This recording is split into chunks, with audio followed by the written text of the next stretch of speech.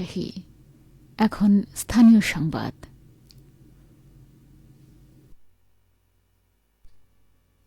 আসসালামু আলাইকুম। বাংলাদেশ বেতার রাজশাহী স্থানীয় সংবাদ পড়ছি নূরজাহান বন্যা। রাজশাহী জেলা আইন শৃঙ্খলা কমিটির মাসিক সভা অনুষ্ঠিত হয়েছে। আজ জেলা প্রশাসকের সম্মেলন কক্ষে এ সভা অনুষ্ঠিত হয়। সভায় সরকারি বিভিন্ন দপ্তরের কর্মকর্তারা নিজ নিজ দপ্তরের কার্যক্রমের প্রতিবেদন উপস্থাপন করেন।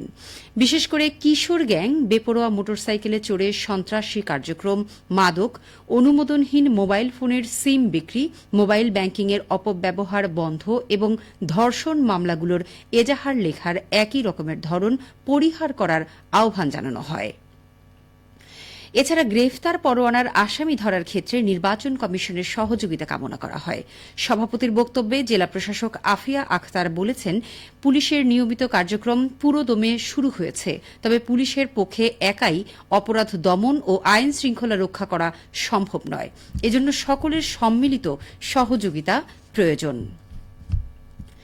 নওগাঁ জেলায় ক্যান্সার, কিডনি, লিভার সিরোসিস, স্ট্রোকে প্যারালাইজড, জন্মগত হৃদরোগ ও থ্যালাসেমিয়া রোগে আক্রান্ত ৩৮২ জন অসহায় ব্যক্তিকে ১,৯১,০০,০০,০০০ টাকা সরকারি চিকিৎসা সহায়তা প্রদানের সিদ্ধান্ত হয়েছে।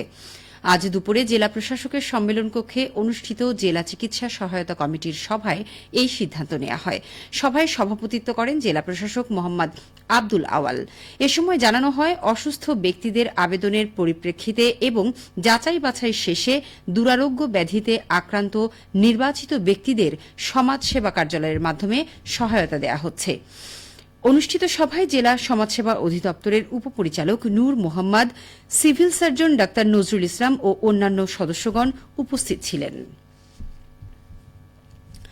সাম্প্রদায়িক সম্প্রীতি প্রতিষ্ঠা, সন্ত্রাসবাদ প্রতিরোধ এবং সামাজিক সমস্যা নিরসন শীর্ষক আলোচনা সভা আজ নাটোরে অনুষ্ঠিত হয়েছে। জেলা প্রশাসকের সম্মেলন কক্ষে অনুষ্ঠিত সভায় প্রধান অতিথি হিসেবে উপস্থিত ছিলেন জেলা প্রশাসক আসমা শাহীন। ইসলামিক ফাউন্ডেশন নাটোর জেলা কার্যালয়ের উপপরিচালক মোহাম্মদ রিয়াজুল ইসলামের সভাপতিত্বে সভায় বিশেষ অতিথির বক্তব্য রাখেন পুলিশ সুপার মোহাম্মদ আমজাদ হুসাইন সহ অন্যান্যরা।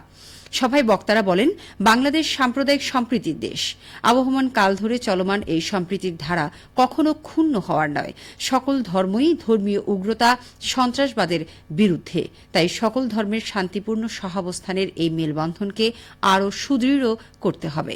কোনো প্রকার গুজব বা মিথ্যা তথ্যে বিভ্রান্ত হওয়া যাবে না। সেনাবাহিনীতে চাকরি দেওয়ার নামে প্রতারণার অভিযোগে ঠাকুরগাঁও থেকে এক প্রতারককে গ্রেফতার করেছে র‍্যাব-৫। ভুয়া পুলিশ পরিচয় দিয়ে লাখ লাখ টাকা হাতিয়ে নেয়া এই চক্রের মূল হোতা রাজিউর রহমানের বিরুদ্ধে একাধিক মামলা রয়েছে। র‍্যাব জানায়, দীর্ঘদিন ধরে রাজিউর রহমান নিজেকে পুলিশের এসআই পরিচয় দিয়ে প্রতারণা করে আসছিল।